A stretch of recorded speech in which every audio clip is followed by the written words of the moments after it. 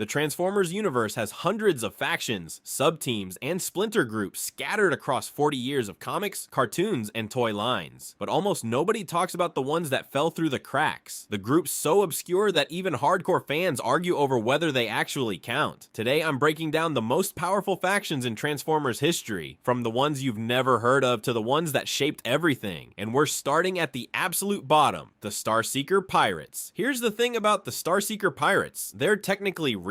They showed up in season 3 of the original animated series, operated as a nomadic spacefaring crew completely outside the Autobot-Decepticon war, and then vanished from the franchise so thoroughly that collectors still argue about whether they fully count as canon. But that's actually what makes them fascinating. In a universe where every single faction eventually gets absorbed into the Autobot-Decepticon binary, these pirates said no to both sides. They chose the fringe, they chose independence, and the reward for that independence was being completely forgotten by the franchise that created them. Their story is paper thin, their roster is barely documented, and their combat capabilities are practically a mystery. But the fact that nobody remembers them tells you everything about how totally the Great War consumed Transformer society. If you didn't pick a side, you didn't get a legacy. But if you think being forgotten is bad, wait until you meet a faction that's remembered for all the wrong reasons. To the Seekers, Starscream is either the biggest joke in Decepticon history or the most dangerous schemer the faction has ever produced. Nobody has settled this debate in 40 years, and honestly, the evidence supports both sides equally. Here's the thing, the Seekers are F-15 Eagle alt modes, purpose-built for aerial dominance and reconnaissance. Starscream, Thundercracker, and Skywarp make up the original trio, but over 20 distinct Seeker characters have appeared across continuities. These aren't grunts. They're the Decepticon Air Force's elite, and Starscream holds the rank of Air Commander despite running constant coup attempts against Megatron. He gets beaten down, humiliated, and demoted, and then somehow claws his way back to the same rank every single time. That's not incompetence, that's survival. But here's where it gets interesting. Their signature weapons, the Null Rays, don't blow things up. They drain electrical energy. Think about that. You've got a squadron of supersonic jet fighters, and instead of carpet bombing targets, they quietly shut down every system in your body. No explosion, no warning. You just stop functioning. That's not brute force. That's surgical terror, and that combination of elite skill and elite resentment became the template for ambitious military underlings across the entire franchise. Every scheming lieutenant in Transformers owes something to Starscream's playbook. But if you think jet fighters with an attitude problem are unsettling, wait until you meet the faction that fights like a swarm. The Insecticons. If you ask the average Decepticon fan to name the most dangerous unit in Megatron's army, nobody would say the Insecticons. 3 bug robots that turn into a grasshopper, a rhinoceros beetle, and a stag beetle. They sound like cannon fodder, but that's exactly the wrong read. Kickback, Bombshell, and Shrapnel share a hive mind connection, coordinating swarm tactics in real time with zero communication delay. No other Decepticon unit can do that. While Starscream is busy arguing with Megatron over battle plans, the Insecticons are already moving as one organism. But here's where it gets genuinely unsettling. Bombshell carries Cerebro shells, tiny devices that can literally rewrite another Transformer's brain. He doesn't need to outfight you. He just needs to get close enough once. Then there's Shrapnel, whose electromagnetic abilities can disrupt Transformer internal systems from the inside out. And the real kicker? The Insecticons can reproduce, not build, not manufacture. They multiply organically, like a living infestation wearing metal skin. Their numbers never stop growing. That reproduction cycle created a problem Megatron never solved. You can't run a top-down dictatorship over a hive mind. The Insecticons' loyalty runs to the collective first and Megatron second, a political tension sitting underneath the entire Decepticon hierarchy like a ticking clock that never went off. Everyone dismissed them because they looked like bugs. But mind control, electromagnetic warfare, and infinite reproduction, that's not a joke unit. And that's a slow-motion existential crisis the Decepticons were too arrogant to notice. And if you think a faction that multiplies is scary, wait until you meet the Autobots' answer to brute force problems. The Dinobots. The Autobots are supposed to be the smart ones, the diplomatic ones, the faction that wins through strategy and moral superiority. But in 1985, they looked at the Decepticons and said, you know what, let's just build something that hits harder than anything on the battlefield. And that's exactly what they did. The Dinobots were 5 Autobots Grimlock, Slag, Sludge, Snarl, and Swoop, specifically engineered to match Decepticon brutality head-on rather than outthink it. But here's where it gets interesting. The design ran on a deliberate trade-off, lower intelligence ratings in exchange for extreme physical power. Each of the Autobots essentially built a weapon they couldn't fully control, and then had to live with the consequences every single day after. Grimlock became the face of that tension. His signature line, "Me Grimlock no dummy," is one of the most recognizable quotes in the entire franchise. But the irony is wild. His blunt, completely unstrategic approach to combat occasionally worked better against sophisticated enemies than any calculated Autobot plan ever could. You can't predict someone who isn't thinking 3 moves ahead because they're not thinking at all. They're just charging. That unpredictability made him simultaneously the Autobots' most powerful asset and their most unreliable one. A leader who could win a fight and lose the war in the same afternoon. The Autobots created a monster on purpose, and then spent years asking themselves if that was a mistake. But if you think building an uncontrollable strike team sounds reckless, wait until you hear about the faction that made recklessness their entire identity. The Wreckers. Every faction has a dirty secret. For the Autobots, that secret has a name, and it's the Wreckers. On paper, they're a special operations unit, elite, rapid response, led by Impactor, and stacked with heavy hitters like Topspin, Twin Twist, Roadbuster, and Whirl. But here's the thing, the Wreckers don't exist because the Autobots needed another combat squad. They exist because certain missions require bots willing to break every rule the Autobots claim to stand for. Their classification is literally Black Ops. Assignments too dangerous, too morally compromised, too ugly for the standard Autobot playbook. And that distinction matters because it means Autobot leadership knowingly built a unit designed to operate outside their own ethical framework. They just gave it a cool name so nobody asked too many questions. But the real gut punch is the casualty rate. Wreckers don't retire with medals. They get recycled, replaced, or buried. The team's turnover rate dwarfs any standard Autobot unit, and that's not a bug, it's the design. You send Wreckers into situations where survival is optional and success is mandatory. They first showed up in Marvel Comics UK back in 1987, but it was IDW's continuity from 2006 onward that turned them into legends. And despite their reputation in the comics community, they've never been prominent in cartoons or toy lines. The Wreckers live in the margins, which is exactly where the Autobots need them. That tension is the whole point. The Wreckers succeed precisely because they fight like the enemy, which raises an uncomfortable question. If your values only work when someone else is willing to abandon theirs, are they really values at all? But if the Wreckers represent the Autobots' moral compromise, the Combaticons represent something far more dangerous. Decepticons who actually function as a unit. The Combaticons' every combiner team in Transformers follows the same basic formula. Take 5 robots, smash them together, get one giant weapon of mass destruction. But the Combaticons broke that formula in a way that nobody expected, because they weren't just soldiers, they were a self-funded private military. Here's the thing, most Decepticon squads rely entirely on Megatron's resource chain. The Combaticons didn't need it, and that's because of one member who changed everything about how this team operated. Swindle. Swindle is a black market weapons dealer, not on the side, not as a hobby. That's his primary function. He supplies arms, trades stolen tech, and runs deals with anyone willing to pay, Autobot contacts included. That gave the Combaticons something no other combiner team had: operational autonomy. They could function as mercenaries, completely independent of Decepticon supply lines. But that independence cut both ways. Swindle's loyalty was always negotiable, and every member of the team knew it. You can't fully trust a unit where 1/5 of your combined form is actively running side deals with your enemies. Now, when all 5 members actually cooperate, they merge into Bruticus,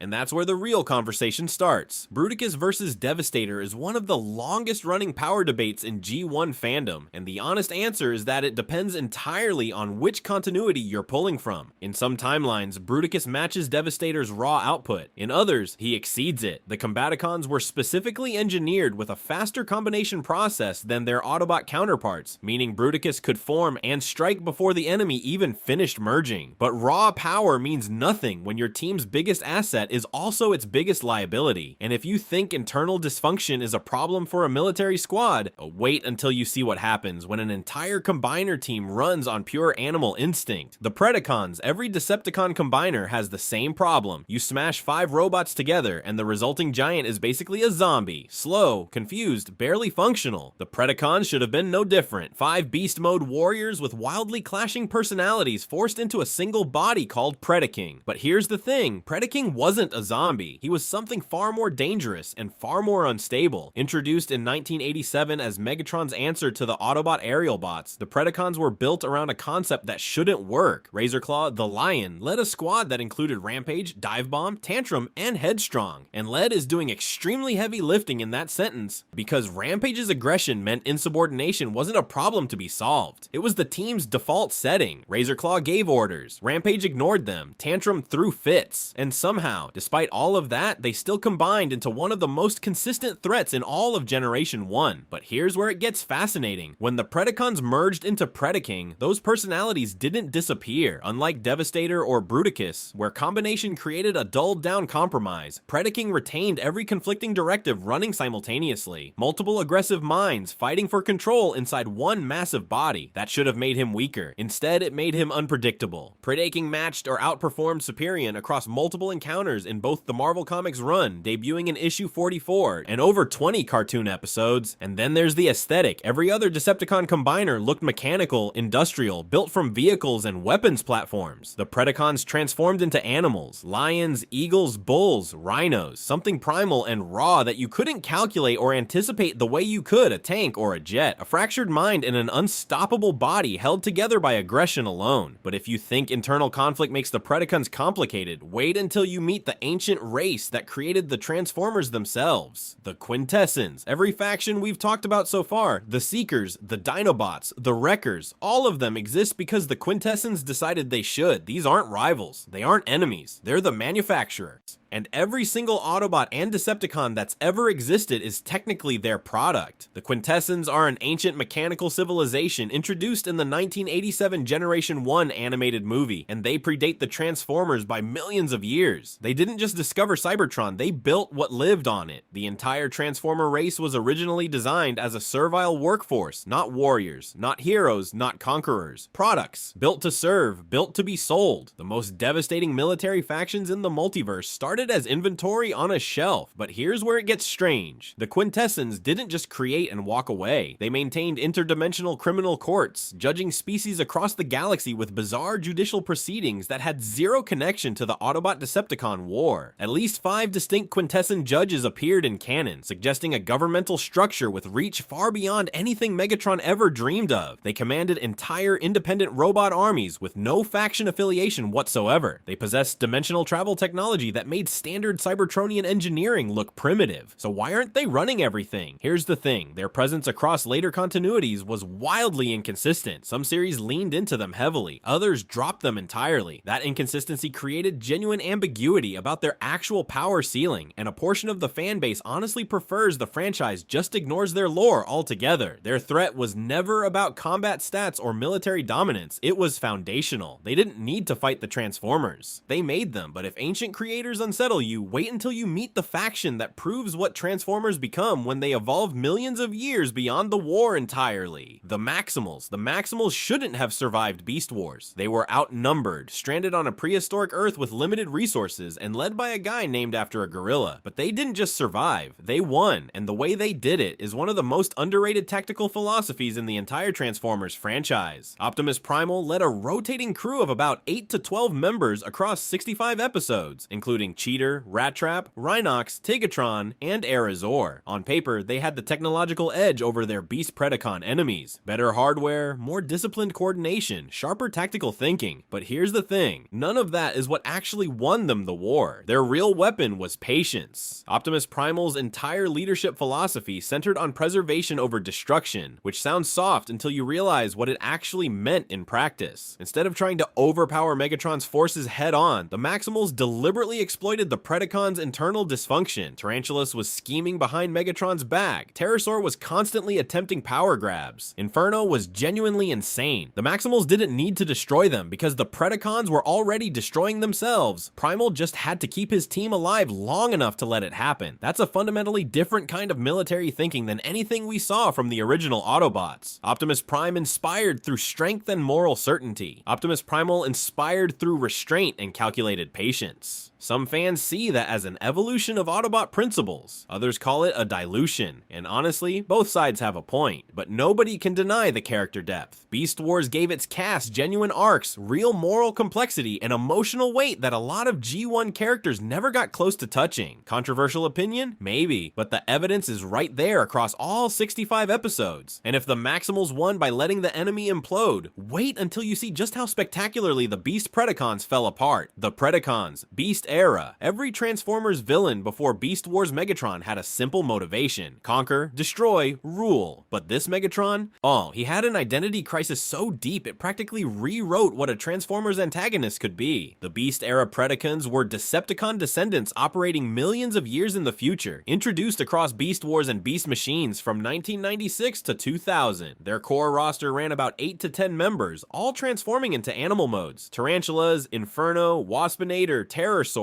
the whole menagerie. And here's where it gets interesting. Despite being outnumbered, outgunned, and working with inferior resources compared to the Maximals, this faction consistently punched at the same weight class. Every single member brought something unpredictable to the table, and that individual initiative compensated for everything they lacked in raw numbers. But the real story is their leader. Beast Wars Megatron had an almost religious fixation on the original G1 Megatron's legacy. He named himself after the guy. He modeled his ambitions after him. He treated that lineage like sacred text. But here's the thing, his actual philosophy kept diverging from his predecessor's playbook. He wasn't just conquering for conquest's sake. He was evolving, adapting, making moves the original Megatron never would have considered. He worshipped his genetic predecessor while actively trying to surpass him, and that contradiction defined everything about how this faction operated. That identity crisis filtered down through the entire crew. Loyalties shifted constantly. Motivations evolved across episodes. Members switched sides, questioned orders, pursued personal agendas. This was moral ambiguity on a level Transformers villains had never operated at before. Gone was the clean evil for evil's sake framing of G1. Fans still debate whether the Beast Predacons even qualify as true Decepticons, or whether they evolved into something entirely new. And honestly, that debate existing at all tells you exactly how different this faction was. But if a faction built on identity crisis sounds complicated, wait until we talk about the empire they descended from. The Decepticons should have won the war. On paper, they had every advantage: superior firepower, aerial dominance, a leader whose combat output matched or exceeded any single Autobot ever built. They started with just 6 members: Megatron, Starscream, Thundercracker, Skywarp, Rumble, and Ravage, and grew into a military force over 40 strong across Generation 1 alone. They've been the defining antagonist faction across 98 G1 cartoon episodes, multiple Marvel Comics runs, and over 4 decades of continuous Transformers media. But here's the thing, the Decepticons didn't lose because they were outgunned. They lost because they were ungovernable. Their command structure looked clean on the surface: leader, air commander, warrior elite, warrior, organized, hierarchical, professional. But in practice, it was a live network of assassination attempts, power grabs, and backroom conspiracies held together by one thing: Megatron's ability to physically dominate anyone who challenged him. That's not leadership, that's containment, and the cracks were constant. On Starscream alone attempted more coups than some real-world nations have experienced. Every ambitious Decepticon watched Megatron's back, not out of loyalty, but because they were waiting for the right moment to put a blade in it. Megatron's answer to every internal threat was force. It solved the immediate problem and guaranteed the next one. This is what fans have debated for decades. The Decepticons were strategically brilliant, but structurally doomed. The same brutality that made them terrifying on the battlefield made them fundamentally unstable as an organization. Their explicit goal was planetary conquest and resource extraction, a vision that attracted warriors but repelled anyone capable of building something lasting. Were they justified militarists fighting for Cybertronian supremacy? Or tyrants whose collapse was written into their DNA from day one? The answer probably depends on which side of Megatron's fusion cannon you're standing on. But if the Decepticons were a faction built on fear and force, their greatest rivals took the exact opposite approach: the Autobots. Every faction on this list had power, raw, terrifying, world-ending power. The Decepticons had Megatron. The Predacons had combiners that could level cities. The Quintessons literally created Cybertron's entire population. But here's the thing, none of them are still standing. The Autobots are. They started with 4 members: Optimus Prime, Bumblebee, Wheeljack, and Ironhide. 4 against Megatron's entire war machine. And they didn't just survive, they grew to over 50 strong across Generation 1, appeared in 98 episodes, anchored multiple comic runs from 1984 to 2011, and maintained a continuous presence across every major Transformers platform for over 40 years. But what makes that impressive isn't the numbers, it's the fact that they did all of it from a position of constant disadvantage. Fewer soldiers, fewer resources, permanently stuck on defense. The Decepticons had every material advantage you could ask for, therefore the Autobots should have collapsed within a single generation. They didn't, because the Decepticons had a fatal flaw the Autobots never shared. They were always one power struggle away from implosion. Megatron held his faction together through fear. Optimus held his together through purpose. And purpose doesn't stage a coup when your back is turned. That's the real argument for putting them at the top of this list. Optimus Prime matched or exceeded Megatron's combat output across multiple encounters, so the raw power was there. But the Autobots' actual super weapon was cohesion. They had something to protect instead of something to dominate, and that meant they never fractured from within. Now the eternal debate, were their victories earned or just written that way because they're the protagonists? Honestly, that question says more about you than it does about Optimus Prime, and after 40 years, that's exactly why they're number one. If you enjoyed this video and want to see more, click the video on the screen now.